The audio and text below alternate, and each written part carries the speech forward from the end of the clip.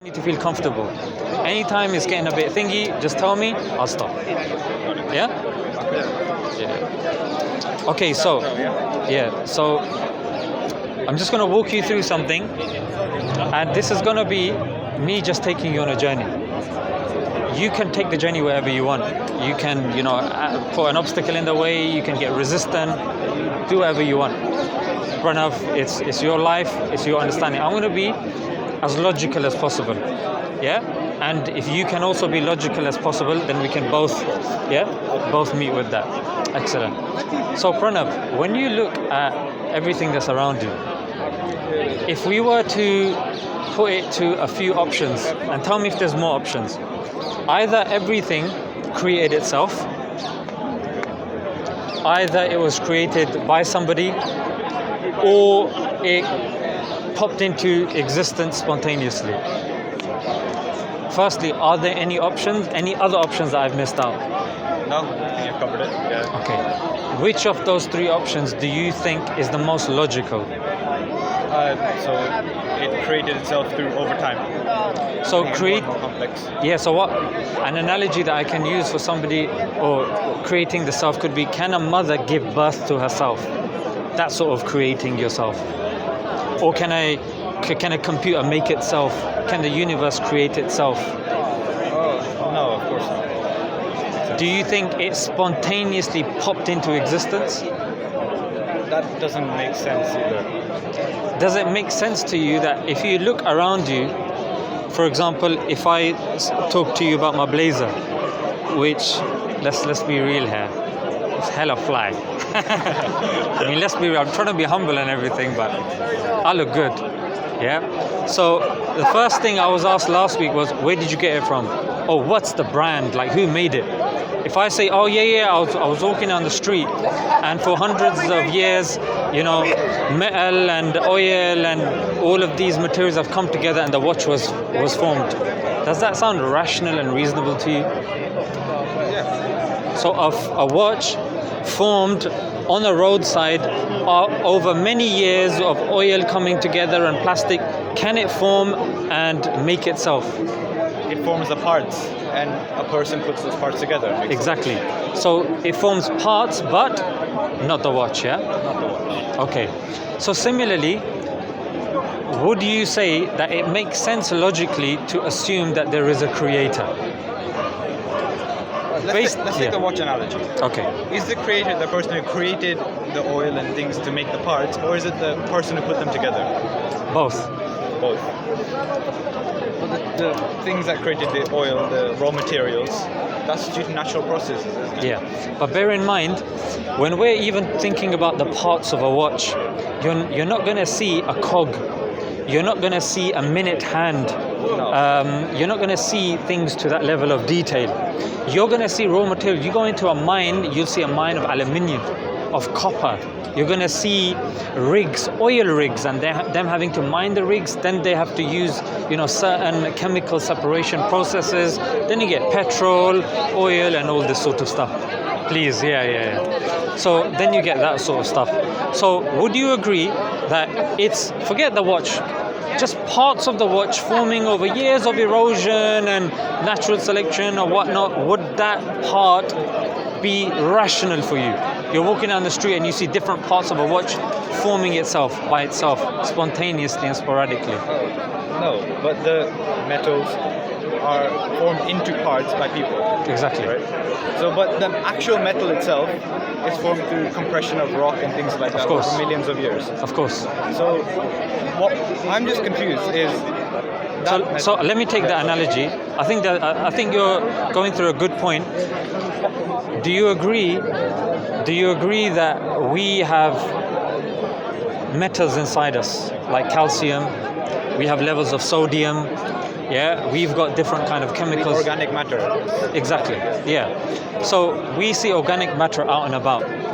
However, in human beings, that organic matter has come and been formed into organs, has been formed into systems like the circulatory system.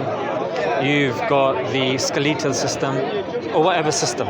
So even if we take your analogy about parts and raw materials, I can apply that same analogy to human being.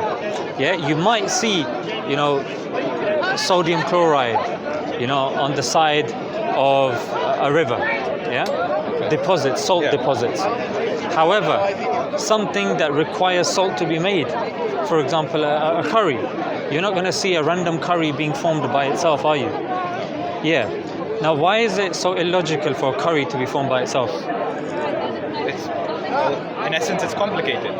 Nature can't form it by itself. It needs heat, it needs spices, things like this. Very All good. the different elements. Do you like curry? Go somewhere else. Do you like curry? I love curry. My guy. You know the national dish of this country? Chicken curry. Chicken? Chicken tikka masala. Chicken tikka masala. Yeah, exactly. So now if I ask you, are we more complex than that curry? Yeah. Is the universe more complex than us? Yeah. So does it make sense to you that there is a designer of the universe, of us, and it's illogical to assume that we just sporadically came over thousands of years of processes, and the way we're able to have consciousness, think, articulate our thoughts like communication, have dreams, cook our food, form language, use poetry, use music, have all of these ways. Does it make sense to you that there logically makes sense that there is a creator? If I can assume that there's a creator of a watch, if I can assume there's a creator of a bowl of curry, a chicken tikka masala curry, then it makes sense for me to assume that there's creation of myself as well. Does that make sense so far? It makes sense. I see you're using the design argument here. So you're saying there's one person behind all of this that created the first thing, that created second thing like that. I'm saying that there cannot be an infinite regress of dependent things. So you're saying, you're implying God is the creator. I'm right? saying that there's a necessary being. Okay. So that's the end of that chain. He wasn't created. The necessary being, by definition, has to be uncreated. Because think about it. So if you want to put labels on it, think of this as a contingency argument, which is based upon dependency. So I'm dependent on this thing, that's dependent on that thing, that dependent on that thing. Now, if that goes infinitely, it's not logical for me to exist. There has to be an end. And that end, in philosophical terms, is known as a necessary being. We're dependent beings, and if there's an infinite regress of dependent things, we would never exist. It's like think of it as a seabed with the sea on top. It's impossible for you to think and consider fishes and the water if there's no seabed. Do you understand? Yeah, okay. Do you want to respond to that? So you're using logic here. By logic, this table has been created by someone. All this has been created by someone. Yeah. Where's the logic in having a creator that isn't created, or someone that hasn't been created by someone else? That's the logic that I've just given you. It's part of the contingency argument. Logically speaking, okay, let me give you an analogy. If, for example, I'm to shoot an arrow, I don't know why I've just regressed into like 30 years ago. Okay, I'm shooting a gun, I'm shooting a gun now. At the tree, not at the person, There's too many people here, too many witnesses. So I'm going to shoot at the tree. Now I ask my man from Australia, can I shoot? Who's waiting patiently, by the way. So he says, let me ask. So he asks my guy here. Then he asks my guy here. Then he asks my guy here, who's not my guy anymore. He used to be my guy. He was my guy for 1 second.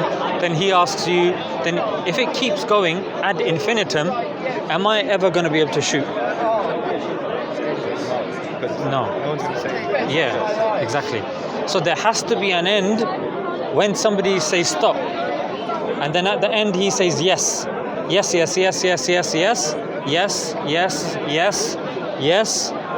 Bang. Then it happens.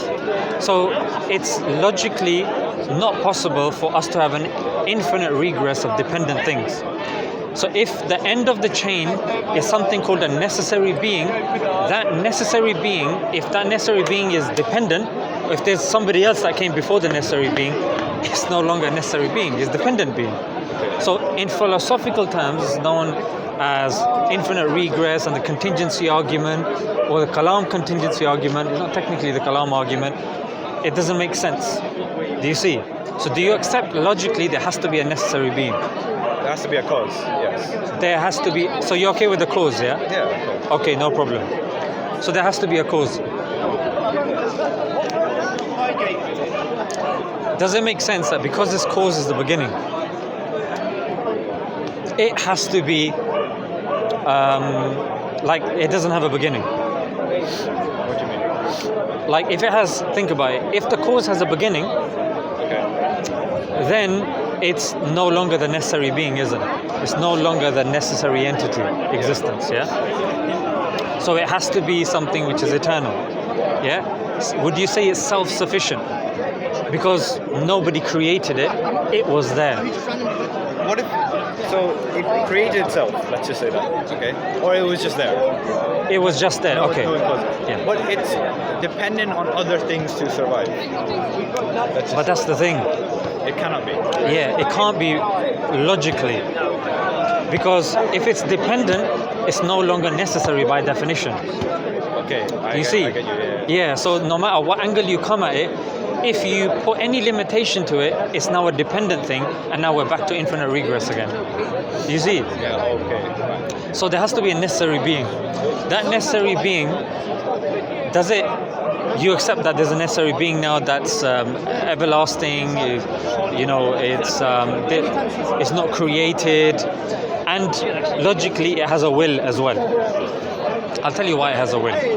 I'll tell you why it has will, consciousness and power. Now, in this bottle, yeah, if you saw me putting my hand in there and I said to you, Pranav, yeah? Oh, I'm surprised I remembered that. Okay, is it Pranav or Pranav? Pranav, yeah. I'll have to get the authentic pronunciation, you know? There's a we at the end. We? Yeah. We? We. Yeah, we're all here, isn't it? Or do you need to take a wee? No. I'm joking.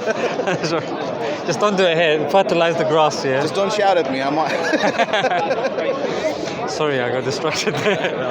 All right. Okay, so we were talking about. So if I tell you that, hey, I'm gonna put my hand in the bottle and I'm expected to take out a watch, what would be your answer to me? Doesn't make sense. Why not? The bottle inside doesn't have the parts for a watch. There's no watch inside the bottle. And Excellent. it's just physically impossible. Excellent. So does it make sense to you now? Or would you agree that there is power around you? There's power. In what sense? Just in terms of strength, in terms Chemical of things energy, getting done. Yeah. Yeah, everything has energy. Or even strength. Strength, no. You don't think there's strength? No, what do you mean by strength? Like if I was to push you. That's force. That's force. Yeah. Force, power, energy. Do you believe that that exists? Physically, yeah. Do you believe there is consciousness? Do you believe you're sentient and conscious? You can think for yourself. Do you believe you're conscious? Are you aware of your own existence? Yeah, I exist. I'm pretty sure I do. Yeah. Alhamdulillah. That means all praise be to God. That's good. All right. So you believe there's consciousness. Do you believe that you have a degree of will? So in this universe, you believe that there is power, there is will, and there is consciousness. Will, I might say, is being created by humans only. But you believe it's here. It exists. Yeah. Yeah. So does it make sense to you now that if consciousness, will, and power exist, then it only makes sense that the necessary being also has that, because we were created by the necessary being.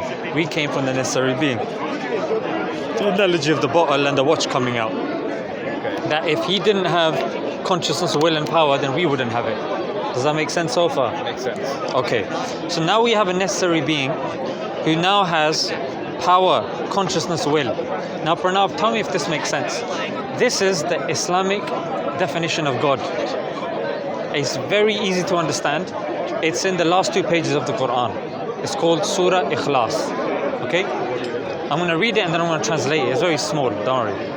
قُلْ هُوَ اللَّهُ أَحَدٌ. Say, He is Allah the One. Allahu Samad, the independent, yeah, or the ever-living. لَمْ يَلِدْ وَلَمْ يُولَدْ. He does not beget, nor is He begotten. He doesn't give birth and nor was He given birth to. وَلَمْ يَكُنْ لَهُ كُفُوًا أَحَدٌ. And there is none like Him. So Pranav, what you've now done is going through and using your reasoning and logic, which Allah calls us to in the Quran as well. He says, ponder, reflect. And what you've done is using your rational reasoning, logic, you've now accepted the Islamic definition of a God. Logically. That's our definition. That's our definition of a God. Yeah? Now, tell me if this makes sense to you as well. God creating us, what of the two sounds more rational to you? He creates us and He just leaves us to fend for ourselves, or He puts some system in place to communicate with us? Now, I'm going to preface this. You know there's loads of religions, yeah? But you can draw like a line of best fit in all the religions, which is all of them claim to have a book. All of them claim that there is a messenger. Your parents are Hindu, yeah? No. They're not. They're atheists My as well. mom is Hindu. Okay. My dad, he was, then he was like, no, it's not correct. Okay. So Awtar, they have a concept of Awtar. Yes. Yeah. Awtar, messengers, prophets. So now the question is, okay, what's the criteria of prophets and what's the criteria of books? So far, Pranav, you've gone from atheism to now theism. Like, you think logically there is a God, there's criteria that and there's attributes that this God have. Can I say something? Of course you can. So logic, we're using logic here. Of course. Logic is based upon your experiences. For example, when I was born and I only grew up in a place where people were doing random type of stuff, Yes. it doesn't make sense. I wouldn't know. In my head, I would believe that random stuff is possible. Think this guy's flying, this guy's swimming on the grass or whatever. So Nice, good example. logic is based I like you, upon Pranav. logic's based on your experiences Yeah. and what you're taught. Yes. So our logic, general human, everyone basic logic, is based on what experiences we have, what we think. What if those experiences are based on like physical stuff, current knowledge of science and things like that? What our science knowledge isn't adequate to describe things, like you said, the first cause. Isn't adequate, so we just attribute God or someone very powerful to that because we don't know what's there. So we just attribute whatever just to fill that gap type thing. What you've done, Pranav, is you've taken the hard work that you've done in the 15-20 minutes and you're trying to undo that. But you're undoing it unsuccessfully. I'll tell you why. God of the gaps is a very lazy, unreasonable way that when you don't have explanation for something, you shunt it and you think, oh yeah, that's the thing. You're not using rationality. Yeah? What you've done is you've used rationality, you've used experience, you've used philosophy, and there will be a degree of empirical evidence as well. Yeah? I'll weave these all together, and I'm glad you're challenging me. Do you feel uncomfortable at all in this? Okay, great for now. So we dealt with the God of the gaps. That happened in the past. People said, oh, how is this happening? Oh, it's raining. We don't know where it's coming from, therefore it's God. But Pranav, the thing there is, that is also subject to a future discovery that will come and tell us, no, not necessarily. When we understand clouds, we can refute that. Isn't it? Yeah. Yeah? Or rationality, seeing rationality from a different aspect, we say that's false. But when it comes to the contingency argument, it doesn't matter if we travel faster than light and we manage to traverse to Andromeda and we see that the forces and laws are different there. It doesn't matter. Yeah, it still doesn't change infinite regress and the first cause and what's around us for us to even survive. So that's the first aspect, and you're more than welcome to challenge that whenever you will. But you made another good point, which is if you were born in an area in which maybe it was illogical or whatnot. Justin Barrett has a peer-reviewed study. He's from Oxford, and his conclusion is that we have an innate disposition to believe in a God. So we are nature. Innately, it's within us. You know about innate biology, yeah. So it's innate within a person. If you drop him in a forest, or her in a forest, you know, like Mowgli or Tarzan, King of the Jungle. Actually, no, that's Tarzan, the something of the jungle. So they will be inclined to believing in a God. Yeah, and Olivera Petrovich and all these guys, yeah, they've done studies on this. So this is something innate. So this God of the gaps fallacy doesn't necessarily work when you actually put it with peer-reviewed journals and say, what about this innate disposition? What about this innate belief? Like, yes, in certain aspects, there is God of the gaps, but it can be easily be refuted. But why is it that God is something that hasn't been refuted and can't be refuted and is something which is ingrained within us? Yeah, because surely we would have grown out of it then. We've been here for billions of years. Surely we would have picked something else. Do you see? Wait, you're saying we innately believe there's a God. Yes. Right? When someone is born, Yeah. within him, he believes there's a God. If society didn't give its influences to the child and left the child, that child would innately believe in a God. Even without any knowledge of any religion whatsoever, nothing. Yeah, innately, if that child was not affected by and afflicted by society, that child would believe in a God, yes. You can check that. Justin Barrett, Oxford. That's homework. That's homework. Yeah? Yeah. Okay.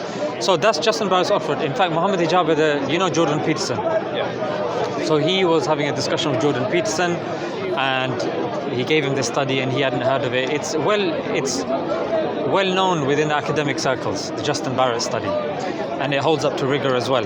So coming back to this point, so we initially said there's a first cause. You said God of the gap. So again, you're happy that there's a necessary being who has the qualities, and you see the Islamic definition of God. You're okay with that so far logically, yeah? Logically, yes. Great success, as Borat says. Great success. Okay, now, Pranav, what criteria does a holy book need to have for you to say this is a holy book? You see, you're leading me now. You're my leader. Let me think. Go ahead. So, what do you define as a holy book? So, yeah, tell me your definition of holy book. Very good. A book with instructions that comes from God. So something divine from God. And if you feel a bit uncomfortable, just let me know. I'll give you certain options and then you can pick from those. So, logically, how can anything come from God who is above nature, right? So, logically, how can God give you a book or words to write down in a book? If he's above all else, if he's far beyond the first cause, you're at like the end of a long chain of causes. How can he reach you? Okay. To tell you this is instructions. Okay, so then we'll come back to this question then, yeah? Okay, so you're saying, so the way you did it was, what you've done in your head is you think he's a necessary being and there's all of this distance there. Yeah, remember, the Big Bang, you're aware of the Big Bang, yeah? So that was the start of scientific understanding of time and space. Yeah? So before that, scientifically, there is no time and no space. So logically speaking, God is not dependent on time and space. So when we have our understanding of God, time and space, so distancing yourself doesn't necessarily make sense, or applying our way of seeking knowledge based upon our five senses doesn't necessarily make sense. For example, even the way crickets, even the way grasshoppers communicate with each other, it's not the way we communicate. Bats, they use echolocators, how they communicate. We don't know. It's actually a philosophical argument that a human being can never know what a bat feels like when he or she is living their life. This fly, mashallah, is trying to live his life as well in my ear. So do you see? So for us to kind of superimpose our understanding of someone who's spaceless, timeless, doesn't necessarily make sense. Now the argument I'm going to do, and this is the argument that science uses as well, is called the argument to the best inference. Yeah, the logical deduction to the best inference. Okay, I got it. Inference to the best explanation. That's the official. That's what they say officially, yeah? This we can say is inference to the best explanation. Now, you're aware of the scientific method, yeah? So when you're doing an experiment, you see that the things are going in one direction and you draw a line of best fit. So what I'm saying is, let's draw a line of best fit, yeah? Every single religion from the beginning of time to now claims that there is a holy book, there's a communication that's taking place. We as human beings, we're here on this planet. This is the only planet that we know in which there's life. There's a degree that we think of purpose. So there needs to be a creator. If we accept that there's a creator who's guiding us, who's helping and assisting us. So logically, it makes sense, as even if we think in a daily life, if I give you an object, you go to IKEA and they give you like, those flatbed cupboards, and they don't give you an instruction manual, what are you going to do? Figure it out. Are you? It can't be that hard. Are you honestly putting your hand on your heart and saying, I've paid, let's say £100 for a shelf and there's no instruction manuals, there's no instruction manual in here? You are honestly saying... I'm angry, but I figure out. What would you do? There is no instruction manual. I wouldn't know how to do it. You wouldn't know how to do it, but what would be your next step? What would you do? Ask for it. From who? The person who made it. Person who made the tape. What would you do? Ask Google. Huh? Ask Google. Ask Google. So you would Google the instruction manual. What if it didn't come up? I mean, IKEA's not the only company that makes cupboards. You bought a shelf from IKEA.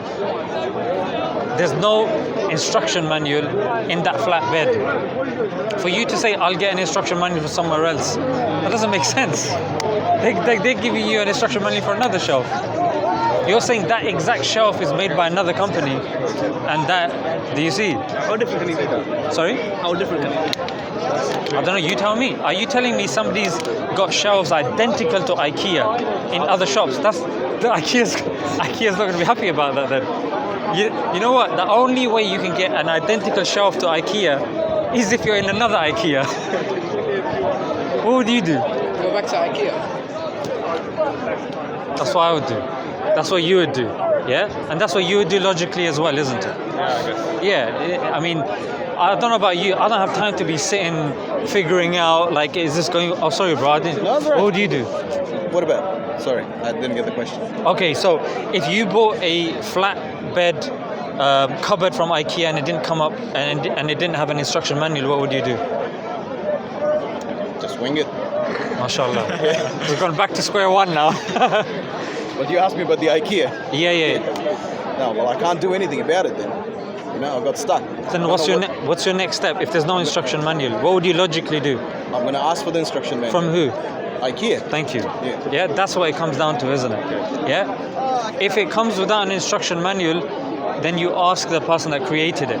Yeah? So if it's conceivable for us that there's an instruction manual, you're doing a scientific experiment, add this half a teaspoon of iodine, then add sodium chloride, this, and are you a chemist? Have you done a bit of chemistry? Chemistry. Yeah, I hate chemistry. When it comes to molars, this molar sodium